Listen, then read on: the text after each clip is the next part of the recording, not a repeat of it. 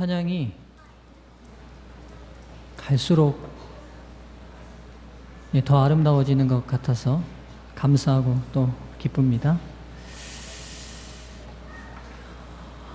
우리 좀 환영해야 될 분들이 계시는 것 같네요. 우리 박경진, 박천기 우리 부부, 아이 이름을 우리 잘 모를 건데요, 성도님들. 주혁입니다. 잠깐 좀 일어나실래요? 예. 우리 이쪽 아버지가 박천기 형제고요, 어머니가 박경진 자매고, 그 다음에 저 아이, 건강한 아이가 주혁입니다. 우리 성도님들 환영해 주시고 식사 시간에 함께 교제를 따뜻하게 나눠주시면 좋겠습니다. 예, 환영합니다. 예.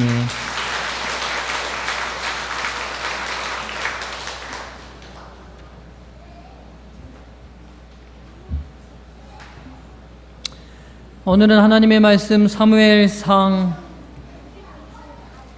17장에 있는 말씀으로 하나님께서 저와 여러분 모두에게 전하시고자 하시는 음성을 듣는 시간을 갖도록 하겠습니다. 사무엘상 17장에 있는 말씀입니다.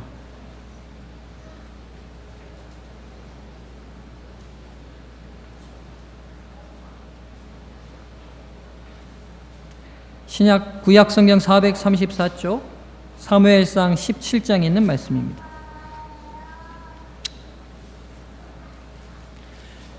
여러분, 누구 이야기입니까? 17장은. 예. 너무나 유명한 이야기죠. 다윗과 골리앗의 이야기입니다.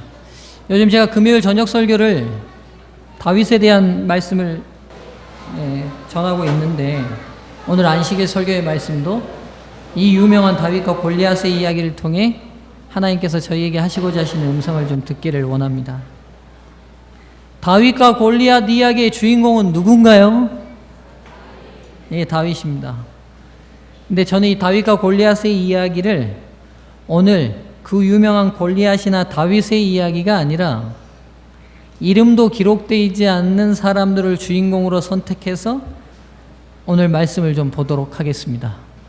오늘 설교 제목은 무명의 용사들입니다. 우리가 다윗과 골리앗 설교를 여러분 신앙하시면서 많이 들으셨을 텐데요, 저도 여러 번 많이 설교를 한 본문의 내용이기도 합니다. 그런데 늘 다윗과 골리앗의 이야기를 설교할 때면 늘 다윗을 중점적으로 소개하고 여기서 교훈을 많이 얻었습니다. 그런데 오늘은요, 이 다윗과 골리앗이라는 중요한 인물들 틈에 있지만 이름도 기록되어 있지 않은 이스라엘의 무명의 용사들의 모습들을 통해 특별한 의미들을 좀 찾아보면 좋겠습니다. 이 다윗과 골리앗의 이야기는 단순히 다윗과 골리앗 두 사람만의 이야기가 아닙니다. 왜냐하면 아시다시피 골리앗은 블레셋 사람들을 대표하는 용사였고 다윗은 이스라엘 군사를 대표하는 용사였습니다. 즉 이들은 지금 엘라 골짜기라는, 엘라라는 말이 상수리 나무를 뜻하거든요. 아마 그 골짜기에 상수리 나무가 많았던 것 같아요. 상수리 나무를 골짜기를 사이에 두고 양군이 싸우기 위하여 대진하고 있는 그 장면에서 그 싸움을 대표하는 다윗과 골리앗이 충돌했던 장면입니다. 근데 여러분, 실은 다윗과 골리앗 이 한 사람 외에 수천 명의 사람들이 다윗 그 뒤에 모여 있었을 겁니다. 이 사람의 이름은 누구도 성경에 기록되어 있지 않습니다. 그냥 이스라엘의 군대라고만 추정될 뿐입니다. 오늘 제 설교의 주인공은 바로 이 사람들입니다. 먼저 이 전쟁에 참여한 이 무명의 용사들의 상태를 성경이 뭐라고 기록하고 있는지 좀 보겠습니다. 17장 11절을 먼저 보도록 하겠습니다. 제가 봉독합니다. 사울과 온 이스라엘이 블레셋 사람의 이 말을 듣고 놀라 크게 두려워하니라. 첫 번째, 이 무명의 용사들이 보이고 있는 태도가 뭐냐면, 전쟁에 임한 군인들이 용기 백배한 자세와 태도가 아니라 블레셋 사람이 골리앗의 소리에 놀라서 크게 두려워하고 있는 모습이 이 무명의 용사들이 보이고 있는 모습의 첫 번째 모습입니다. 놀라 크게 두려워하다는 히브리 원어가 어떤 뜻이냐면 파괴하다, 부서지다는 말이에요. 그러니까 단순히 놀란 게 아니라 극도의 공포심으로 마음이 산산이 깨져버리고 마음이 이렇게 분쇄돼 버린 단어입니다. 이들의 모습이 24절에 또 기록되어 있습니다. 24절 제가 읽겠습니다. 이스라엘 모든 사람이 그 사람을 보고 뭐 했다고요? 심히 두려워하여 그 앞에서 뭐 했다고요? 도망하며. 그러니까 제가 볼 때 이런 것 같아요. 엘라 골짜기를 사이에 들고 양군이 대진을 펼치고 있지요. 근데 골리앗이 서 있다가 앞으로 나와서 서 있다가 가운데쯤 좀 나오는 것 같으면 가운데 병사들이 어떻게 한 거예요? 서 있다가 뒤로 도망가 버리고, 골리앗이 이쪽으로 가면요, 이쪽 막고 있던 병사들도 저쪽으로 도망가고, 이쪽 가면요, 이쪽 병사들도 이렇게 뒤로 도망가고요. 그러니까 골리앗이 이렇게 할 때마다 향했던 병사들은 어떻게 된 거예요? 그쪽에서 놀라 뒤로 도망가는 모습을 성경이 기록하고 있습니다. 여기도 표현하면 심히 두려워했다고 되어 있는데요, 이 히브리 원어도 어떤 뜻이냐면 완전히 압도당해 버렸다는 뜻이에요. 기선제압을 당해버린 자세입니다. 완전히 눌려버린 거예요.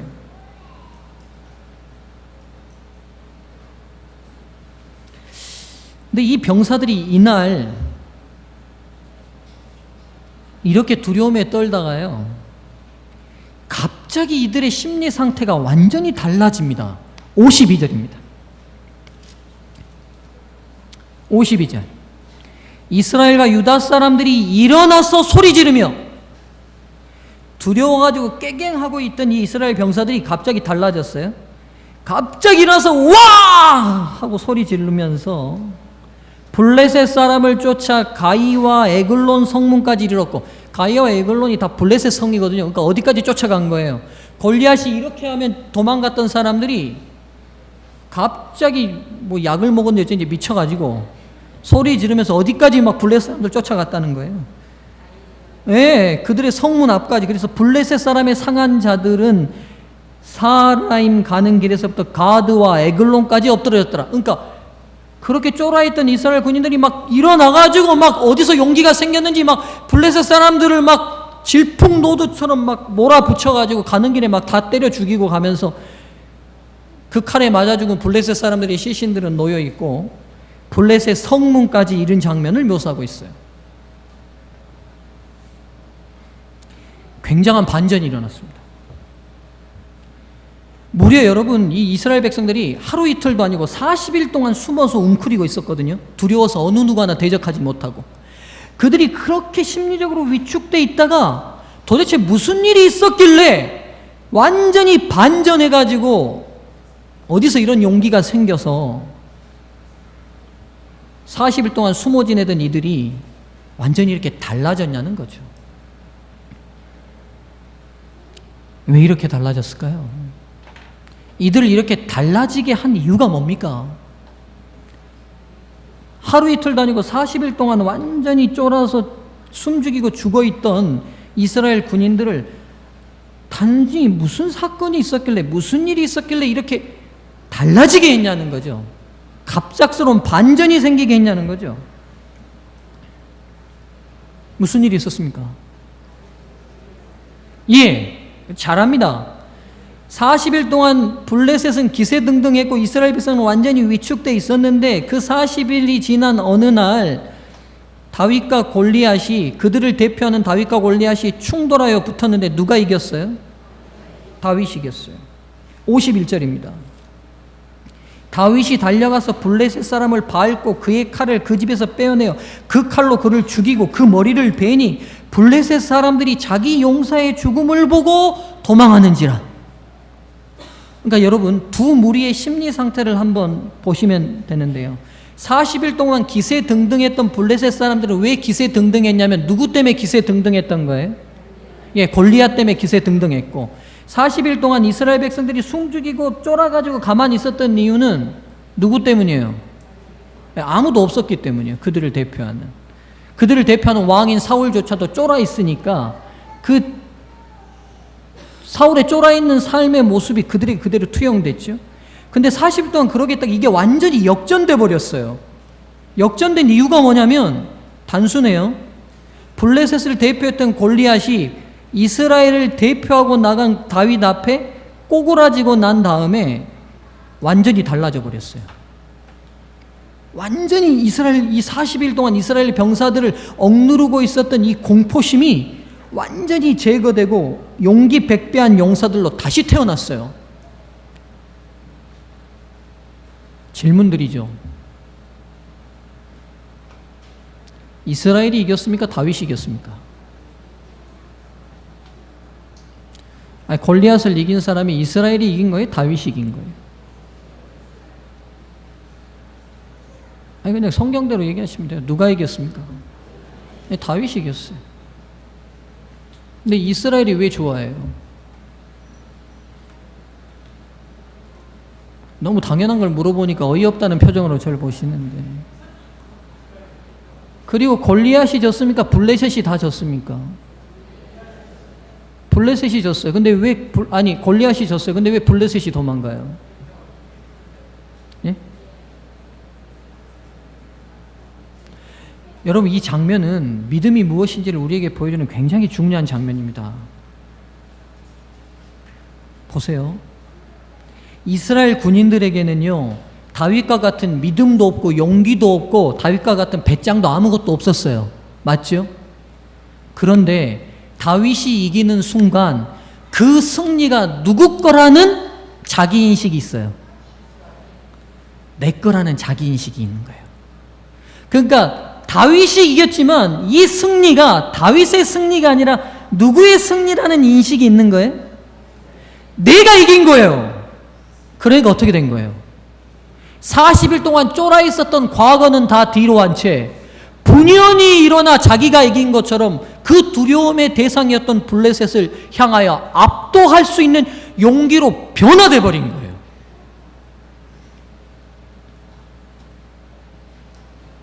다윗이 한 승리가 내 승리라는 자기 인식이 전환되는 순간 이스라엘 백성들이 변화될 수 있었던 거죠.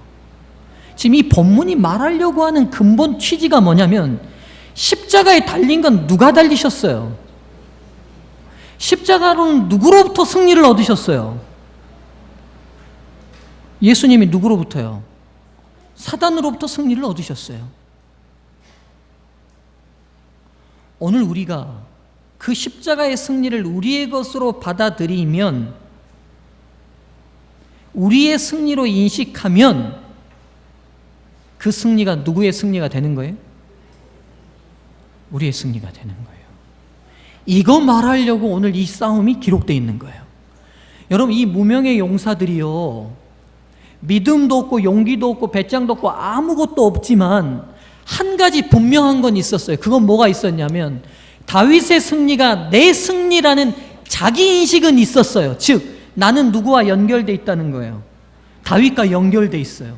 오늘 다윗이 이룬 그 승리가 나와 무관한 그 사람만의 승리가 아니라 오늘 내 승리고, 다윗의 승리는 내 승리이기 때문에 오늘 나가서 싸우면 분명히 이길 수 있다는 자기인식이 있었던 거죠. 이게 믿음이에요. 오늘 우리가 사단을 절대로 이길 수 없어요. 사단을 이기신 분은 누구시죠? 예수 그리스도시래요.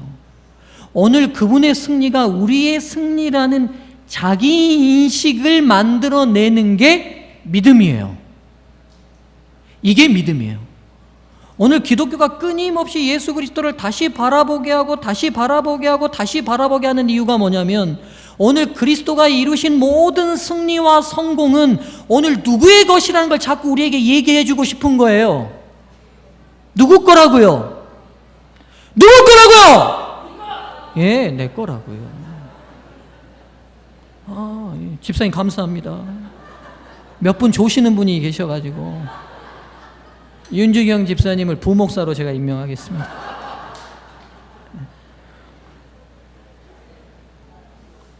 여러분, 제가 기독교 복음의 중요한 원리를 얘기하는 거예요.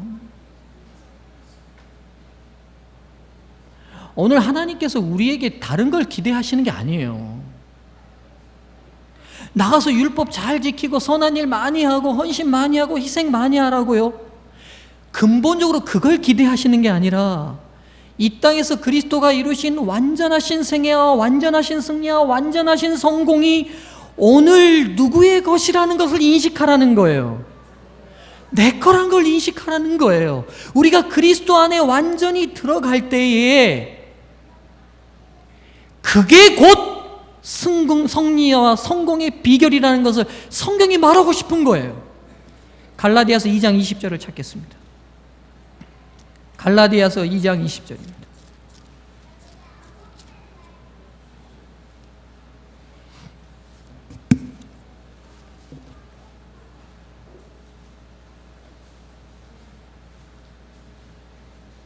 참 유명한 성경절이네. 사도 바울이 이것 깨달은 거예요. 구약의 율법을 통틀어 깨달으면서 이 진리를 깨달은 거예요. 여러분 2장 20절 우리가 함께 좀 읽겠습니다. 성경 아직 못 찾으신 분들은 위에 스크린을 보시면 되겠습니다. 시작. 내가 그리스도와 함께 십자가에 못 박혔나니 그런즉 이제는 내가 산 것이 아니요 오직 내 안에 그리스도께서 사신 것이라. 이제 내가 육체 가운데 사는 것은 나를 사랑하사 나를 위하여 자기 몸을 버리신 하나님의 아들을 믿는 믿음 안에서 사는 것이라. 아멘. 율법에 정통했던 바리새인 중에 바리새인인 사도 바울이, 여러분 바리새인 되기가 쉽지 않습니다. 아무나 될 수 없어요. 유대 당시에, 예수님 당시에 약 8,000명밖에 없었어요. 그 율법이 너무나 지키기가 힘들기 때문에 아무나 바리새인들이 될 수 없었어요. 그런데 사도 바울이 그렇게 자기를 철저하게 절제하면서 살아봐도 삶 가운데서 사단을 이기고 승리하는 것이 아니라 매번 쓰러지고 넘어지더라는 거죠. 근데 그 승리의 원리를 어디서 깨달은 거예요? 내가 승리한 게 아니라 그리스도께서 온전히 십자가에서 승리하셨더라는 거예요. 그 승리가 내가 그리스도 안에 있으면 이제 누구 것이 된다는 거예요? 내 것이 된다는 거예요. 이렇게 승리를 얻는 거예요. 이스라엘의 무명의 용사들이 40일 동안 완전히 위축돼서 쫄아져 있었다가 다윗이 승리한 그 승리를 내 승리로 받아들이는 순간 완전히 다른 사람이 됐어요. 그게 저와 여러분이에요. 우리가 세상 앞에 자꾸 위축되고 나약한 존재들로 살아가지만 우리의 눈이 다시 승리의 위대한 장소인 십자가로 향하게 될 때 우리는 오늘도 이 땅에서 뭘 할 수 있는 사람들이에요? 승리하는 사람이 아니요, 승리한 사람이에요. 승리가 이미 결정된 사람이에요. 이걸 기독교가, 이게 성경이 우리에게 제시하고자 하는 복음이에요. 그러니 우리의 삶 가운데 우리가 자꾸 위축되고 넘어지고 우리의 죄로 씨름할 때마다 우리의 눈이 다시 어디로 돌아가야 돼요? 쫄아있는 옆 사람 보지 마세요. 옆 사람 보면 자꾸 뭐만 해요? 뭐만 해요? 실망만 하죠. 뭐예요? 사람 보면 자꾸 뭐예요, 여러분? 여러분, 그 사람 보면 진짜 훌륭한 사람들이라고 하지만 같이 살아보면 어떻든가요? 흠이 있고 다 있어요. 여러분, 사람 보면 실망하는 거예요. 쓰러지는 거예요. 낙담되는 거예요. 그런데요, 이스라엘 병사들이, 그들의 시선이 골리앗과 싸움의 현장으로 나간 다윗에게 다 향해 있었죠. 그들의 시선이 다윗에게 다 향해 있는 순간 다윗이 골리앗의 머리를 베고 승리의 함성을 지르는 순간 그 승리가 자기의 승리가 됐던 것처럼 오늘 우리의 삶의 현장에서도 다시 우리의 눈이 끊임없이 넘어지고 나약한 우리 자신이나 옆 사람을 볼 일이 아니라 오늘도 승리의 현장인 십자가로 향할 필요가 있는 강력한 이유가 왜 있느냐면 승리를 얻는 유일한 비결은 예수 안에 있기 때문입니다.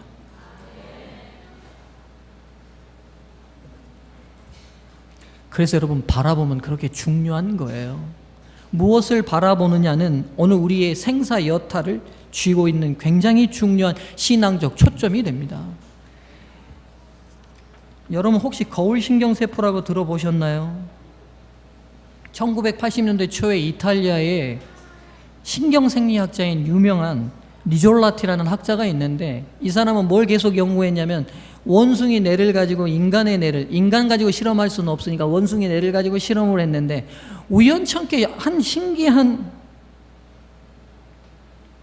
우연찮은 실험을 통해서 굉장한 발견을 한 가지 하게 돼요. 무슨 발견을 하냐면 이제 원숭이 뇌에다가 다 이렇게 신경망을 이렇게 전선을 연결해 놓고 컴퓨터 모니터로 보는데 어느 날 원숭이가 땅콩을 이렇게 자기 손으로 집어서 먹으면 뇌의 어느 일정 부분에서 불이 들어오고 반응이 있더라는 거예요.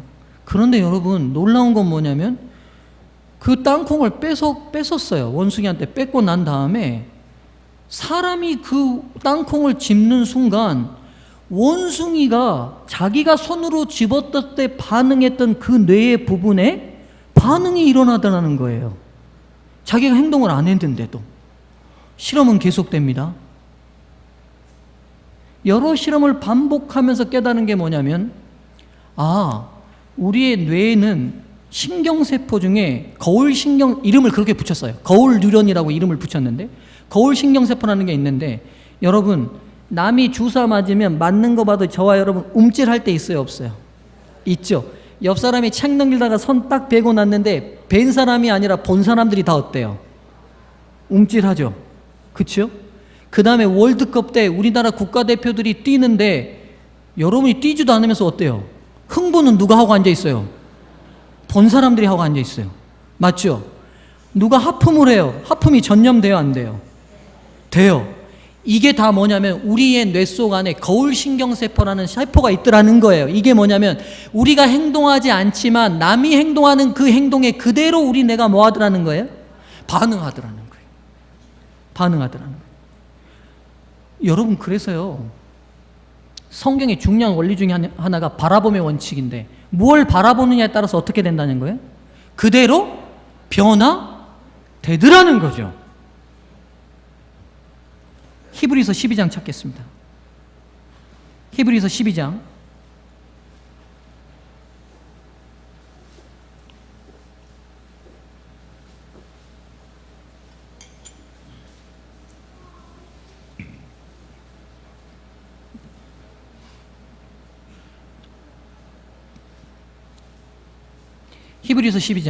2절과 3절입니다.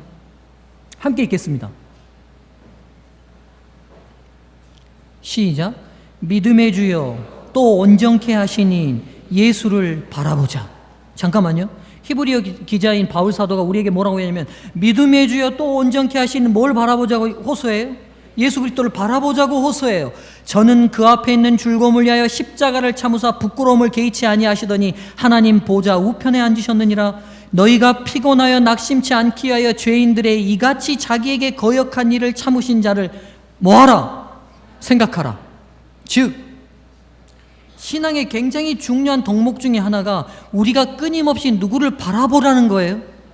믿음의 주여 온전케 하시는 이인 예수를 바라보라는 거예요. 그 앞에 수식어를 보세요. 예수님을 바라보는 중요한 이유가 뭐냐면 믿음의 주여, 그러니까 저와 여러분의 믿음이 아니라 그 믿음이 누구 안에 있어요 지금? 예수님 안에 있고 또 온전케 하시는 분도 저와 여러분이 온전케 되는 게 아니라 누가 해주신다는 거예요? 예수님이요. 근데 원리는 뭐예요? 바라봄으로써 된다는 거예요. 그러니까 거울 신경세포하고 똑같은 원리, 과학적 데이터하고 같은 원리를 하나님께서 우리를 만드셨으니까 이렇게 얘기하셨겠죠. 과학적인 데이터를 제가 굳이 드는 얘기가 그거예요. 보세요. 거울신경세포라는 게 있어가지고 우리가 행동하지 않아도 똑같이 행동한 행동을 보면 그대로 우리 뇌가 행동한 것처럼 반응한다는 거예요. 우리 뇌가 똑같이요. 그럼 여러분 우리가 누구를 바라보냐는 것에 굉장히 중요한 이유가 여기에 있는 거죠. 끊임없이 매주 와가지고 설교 들어야 하는 이유도 뭐예요? 제가 여러분 안식일 금요일 설교 준비할 때마다 매번 새벽마다 기도하고 여기서 잠깐 기도하는데 동안도 제가 늘 하는 반복된 기도가 뭐냐면 하나님 저는 감추시고 우리 성도들이 저를 통하여 하시는 말씀을 통해 오직 그리스도에게 주목하게 도와주십시오가 제 기도의 굉장히 중요한 요점이에요. 누구에게 주목하게요? 그리스도에게요. 그리스도에게요. 여러분 우리 일상의 삶속에 돌아가 보면 우리가 자꾸 실패하고 넘어지는 굉장히 중요한 이유들을 더듬어서 생각해 보세요. 누구 생각 안 하고 살지요? 예수님 바라보지 않고 살아요. 그럼 여러분 바라본다는 게 뭐예요? 여기 원리를 얘기하고 있어요. 제일 끝에 누구를 생각하는 거예요? 예, 우리의 사고 속에 바라보면 두 가지가 있어요. 제가 지금 건의를 보고 있어요. 근데 여러분 보고 있어도 보지 않는 봄이 있어요. 무슨 말이냐면 의미 없이 시선만 두는 것. 의미 없이. 내가 이렇게 건의를 보고 있어요.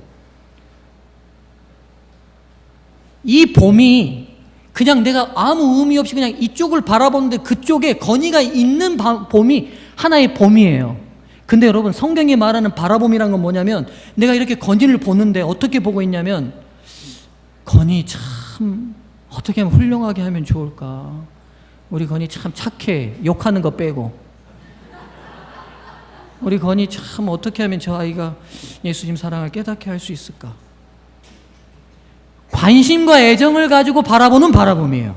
지금 근본적으로 바라본다는 것의 중요한 원리가 뭐냐면 시선만 두라는 게 아니에요. 우리가 이렇게 교회에 올 수 있어요. 지금 여러분 다 교회에 왔어요. 지금 다 저 보고 있지만요, 여러분 중에는 지금 저를 바라보고 있는 시선이 두 가지로 구별되어 있어요. 저만 시선을 두는 분이 있어요. 그냥 머릿속으로는 자꾸 무슨 생각하고 있어요? 오늘은 설교 짧게 하실라나 길게 하실라나? 반찬은 뭘까?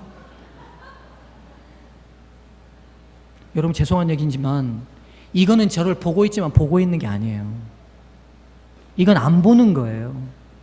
성경이 말하는 바라봄이 뭐냐면 지금 저를 바라보면서 제가 하는 말을 머릿속으로 말씀을 어떻게 하면 소화할까? 어떻게 하면 내 것으로 만들까? 그래, 나는 이렇게 생각하지 못했는데 목사님이 이런 부분을 얘기하시네. 내 일상 가운데 나는 이걸 어떻게 적용시키지? 나는 오늘 어떻게 예수님을 붙들고 갈까? 이게 진짜 바라보는 거라고요.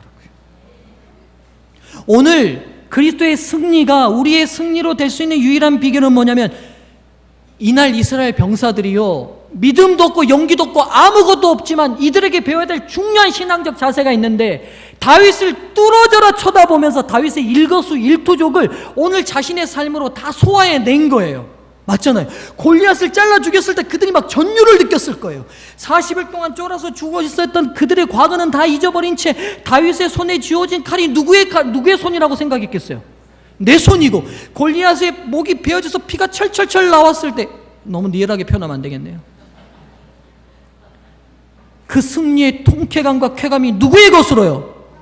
내 것으로요. 그리고 다윗이 골리앗의 머리를 높이 드는 순간요, 40일 동안 쪼그려져서 참호 속에 꿈쩍 다났던 그 모든 인간들이 어디서 힘이 벌떡벌떡 났는지 벌떡벌떡 일어나가지고 김숙희 집사님 만들어진 마늘청을 먹었는지 어쨌는지 벌떡벌떡 일어나서 고함 와 지르고, 그 골짜기에서 40일 동안 꿈쩍 못했던 그 사람들이 블레셋 그들의 성문 앞까지 가면서 적을 죽이는 사람으로 돌변했다고요. 여러분, 저는 굉장히 내성적인 사람이에요. 안 믿으시는 눈치인 것 같은데요, 제가 부끄러움도 많고, 우리 애들이 저를 그래서 닮았어요. 인사도 아무리 제가 열심히 잘하라 그래도 제가 사람 앞에 서는 게 굉장히 두렵고, 그래서 어렸을 때 그 교회에서 어린이 성경대회, 설교대회 이런 거 많이 하면 선생님들이 다 시키니까 어쩔 수 없이 하긴 하는데, 올라가기 전부터 손에 완전히 땀을 쥐고 긴장하고 막 덜덜덜덜덜 그랬어요. 저는 제가 이렇게 설교할 사람이라고 이렇게 제 인생이 달라질 줄 몰랐어요. 제가 이렇게 달라질 줄 몰랐다니까요. 그리고 단상에만 서면 저한테 담대함이 있어요. 제가 이 모습이 제 모습이 아니에요, 여러분. 제가 그래서 스포츠도 별로 안 좋아하고, 어디 나가서 뛰는 것도 안 좋아하고, 누구 만나서 같이 밥 먹는 것도 안 좋아하고, 제 본래 특성이 그래요. 그냥 가만 놔두는 거가 제일 좋아해요. 가만 놔두는 게 좋아요.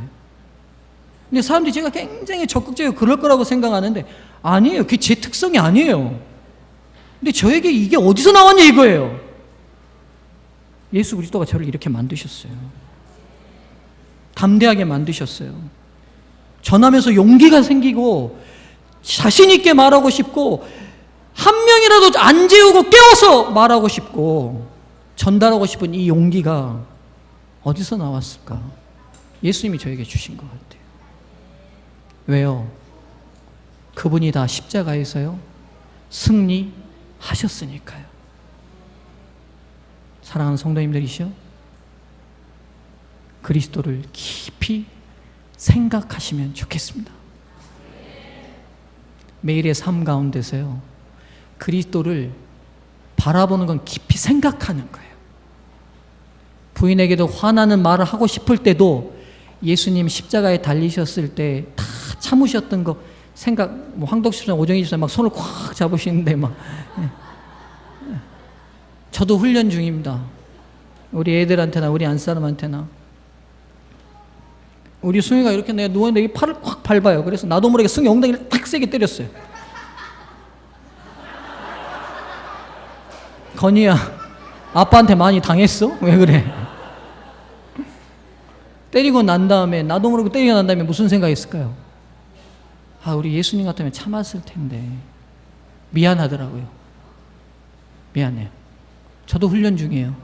매일의 모든 삶 속에서 말 한마디, 행동 하나, 모든 것 중에 내가 승리하신 예수 그리스도를 생각하면서 하고 있는가를 저도 시험하고 훈련 중에 있습니다.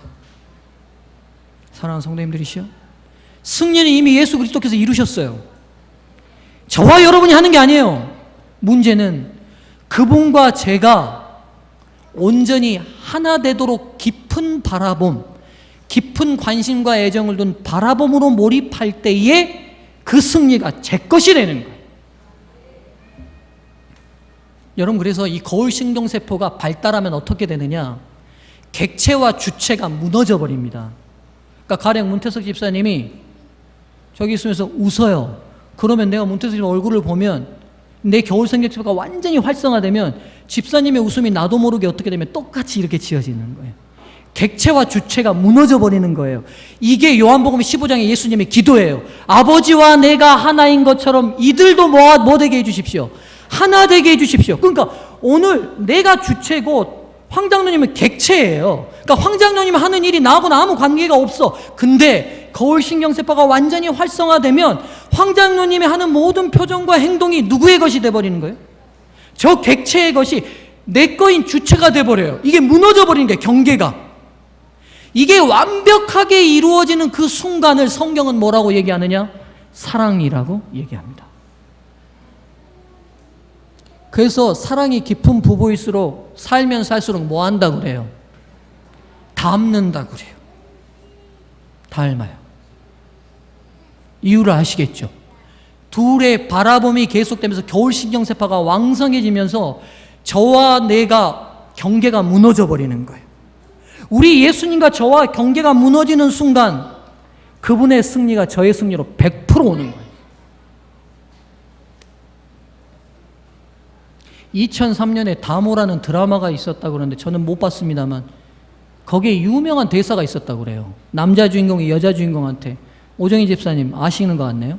뭐 여자 주인공이 이렇게 다쳤는데 남자 주인공이 그 상처를 치료해 주면서 아프냐? 그러니까 나도 다 아시네요. 어쨌다고요?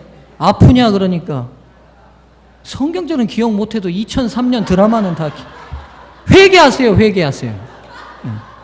15년이나 지난 드라마를 아직도 기억 안 해. 아프냐? 나도 아프다. 그랬다 그래요? 우리 안사람한테 언제 한번 써먹으려고 준비하고 있습니다. 아프냐? 반말하면 안 되잖아요. 아프세요? 이렇게 물어봐야지. 저도 아픕니다. 이렇게. 뭐예요? 객체와 주체가 무너져버리는 순간이 되는 거예요. 무명의 용사들, 오늘 많은 재림 성도들이 재림교회 역사 가운데 이름을 남기지 못하는 무명의 용사들도 살 거예요. 그러나 그 무명의 용사들이 하늘 유리 바닷가를 가득 채우게 될 거예요. 왠지 아세요? 십자가에서 이루신 그리스도의 놀라운 승리를 모두 100% 본인의 것으로 받아들였기 때문에 비록 이 세상 역사의 어느 줄기에도 석자 이름 못 남겨도 하늘 유리 바닷가에서 살아서 그리스도 곁에 서게 될 것입니다. 말씀을 마치겠습니다.